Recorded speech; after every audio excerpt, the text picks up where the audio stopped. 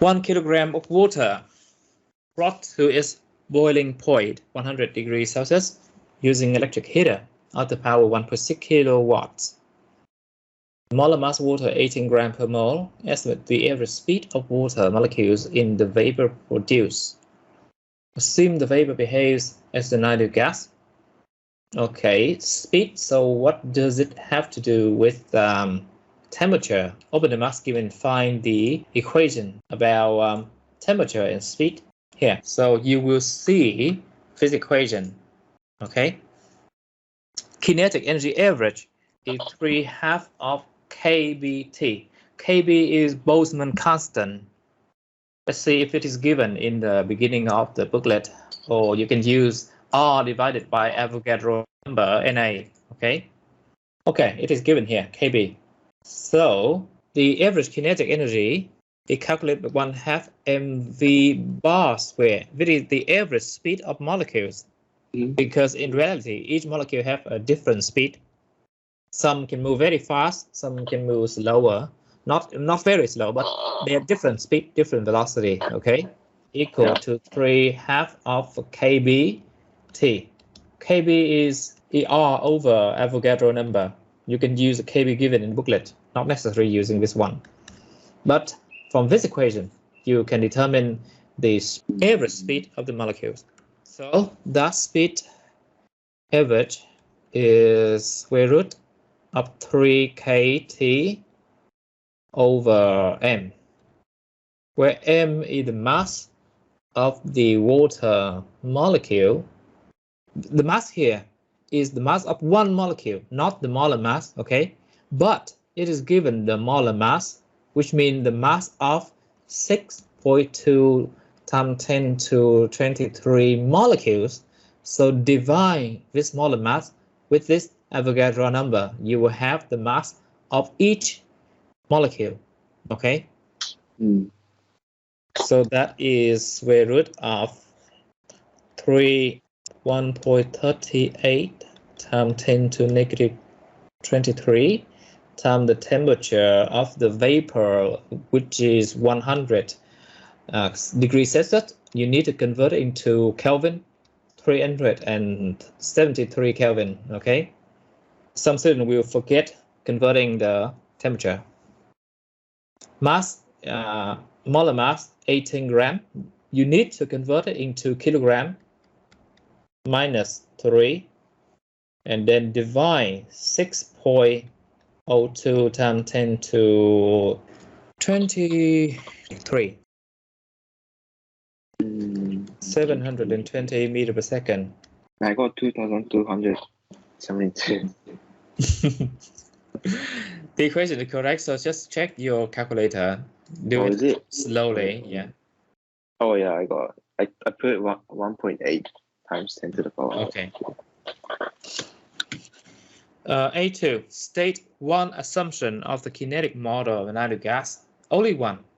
There are 3 assumptions, and we just need to state one, which is the density. There are many ways, 6 ways here. So just remember which one is the easiest way to memorize. Okay. Question B. A mass of 0.86 kilogram water remains after it has boiled for 200 seconds. Estimate the specific latent heat of vaporization of water. State an appropriate unit for the answer. Okay, so we have the remaining amount of water and the time 200 seconds. Do we have the power? Yes, we have the power of the heater. So we can calculate the amount of energy transferred to the water in 200 seconds. Energy equal to power multiplied with time, okay? Because power is energy over time. And we have the power of the heater, 1.6 kilowatts, so multiply with 1,000 to convert it into watt and time 200. This is the amount of energy provided to the water in 200 seconds. We have this thing, 3.2 times 10 to 5 joule. This is the amount of energy. Specific latent heat. Do you remember what latent heat is? Yeah. Yeah, this is the amount of energy required to vaporize 1 kilogram unit mass of a substance, such as water in this case. So you divide with mass, right? The amount of vaporized water is 1 kilogram subtract 0.81. So we have that amount of mass. Latent heat is energy divided by mass.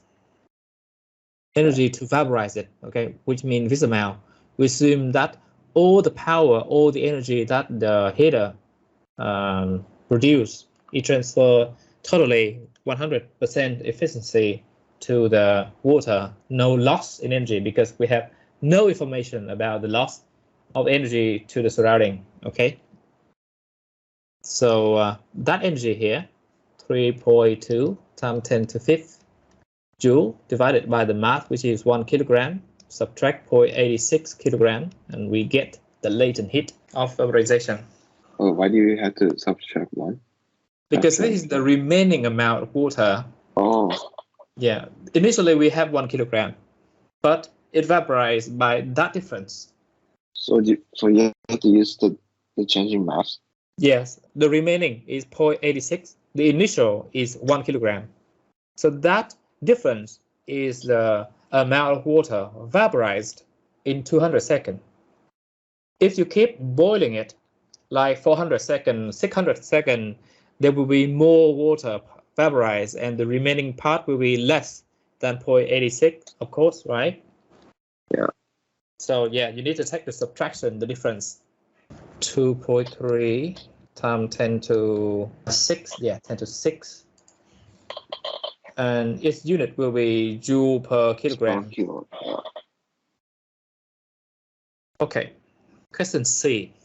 The heater is removed as the mass of 0.3 kilogram pasta at minus 10 degrees Celsius is added to boiling water. Put the pasta into it. The pasta absorbs the heat from the water and therefore will reduce the temperature of the water. Determine the equilibrium temperature of the pasta and the water after the pasta added.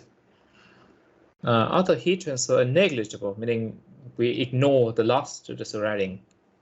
Okay, do you have an idea how to answer this? Making what the kinetic energy equals? Yes, the amount of heat lost by the water equal to the amount of heat absorbed by the pasta. So the heat, this is the initial temperature of the pasta. We need to find the final temperature, equilibrium temperature of the mixture pasta and water. Okay, let's assume that to be T final, or just T to be short. Okay, just T, the final temperature T. So the amount of heat lost by the water is the mass of the water, which is 0.86 kilogram remaining, okay, times the specific heat capacity water, 4,200 joule. We convert it into joule, okay, or we can keep it in kilojoule. It's fine. Both sides of the equation, kilojoule, multiply with the loss, so it is negative, but in this equation we only consider the magnitude, the two number to be equal, so we don't need negative number. We just need to take the initial temperature 100 degree minus the final temperature T that we need to find, okay, equal to the heat gain by the pasta. Heat gain by the pasta, the amount of pasta, which is for 3 kilogram, multiply with specific heat capacity 1.8 times its final temperature T, which is greater than initial temperature minus 10. Okay, and when you subtract minus 10, you get you add it to 10. Okay, subtract minus 10.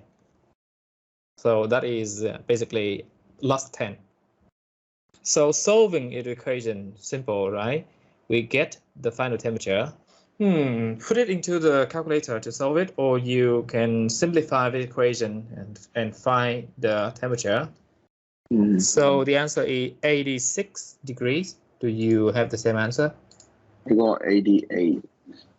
A little bit different, huh? Okay, I get here the same answer with the mass scheme. 86. Oh, it's T. You mistyped one number. I think so. I think I put -10. Mm-hmm. I remind you very carefully here, the -10 here, see? Mm. -10, that makes the +10.